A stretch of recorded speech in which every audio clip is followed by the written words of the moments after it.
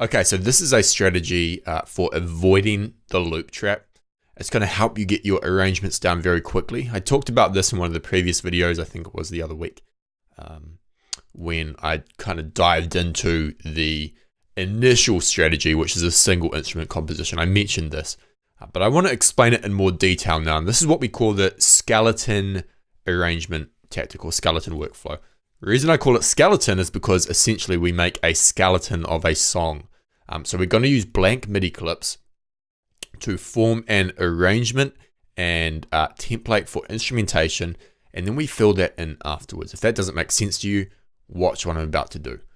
So I've got this song here, and this is not a released song. It's one of my own, just so I avoid YouTube copyright. It's just a chill beat.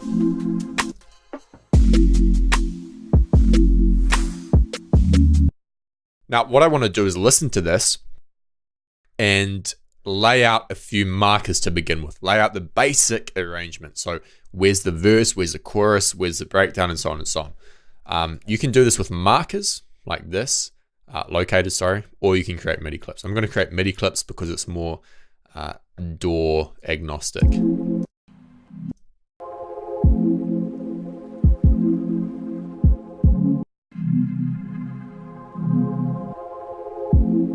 So I'm going to say that this is the intro. There's no vocals here, so we can't really call this just a verse, but I'm going to do it anyway.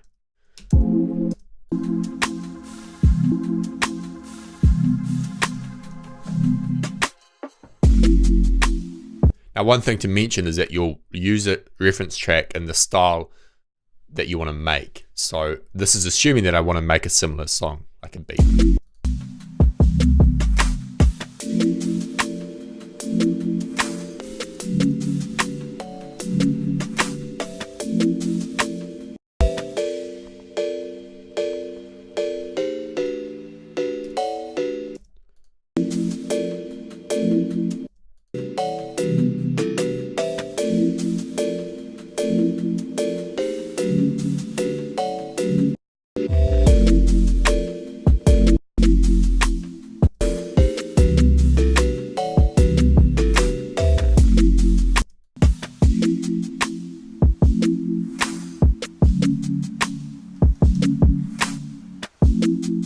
So we've got that basic arrangement there. We could color these differently if we want.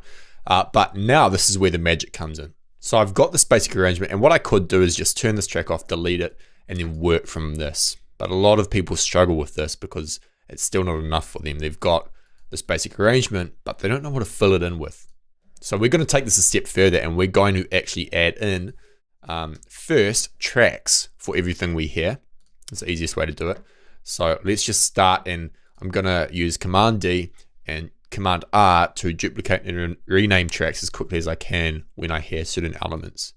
I'm going to be somewhat general with this, so I'm not going to say, oh, that's clearly a atmospheric sound from such and such sample pack. I'm just going to say chord, or like chord stab or something like that.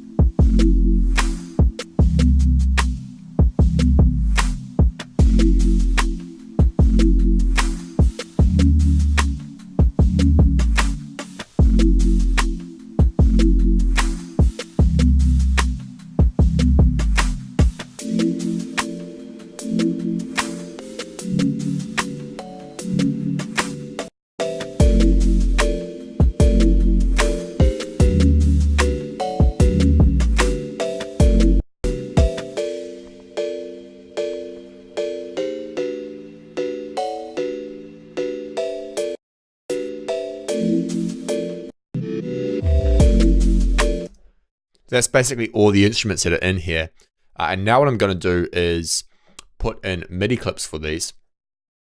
And I might want to color these beforehand. It's up to you. I'm going to color them afterwards. I'm going to place MIDI clips for where these instruments play.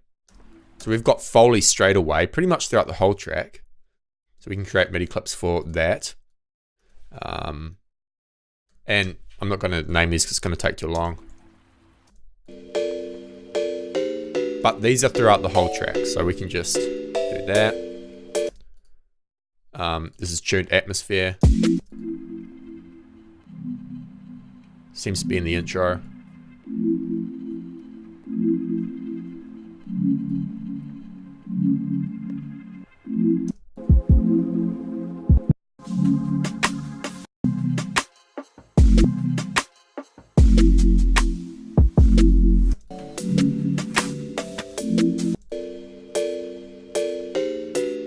Only in the intro.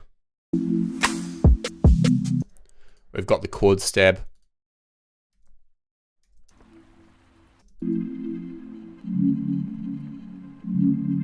Which fades in.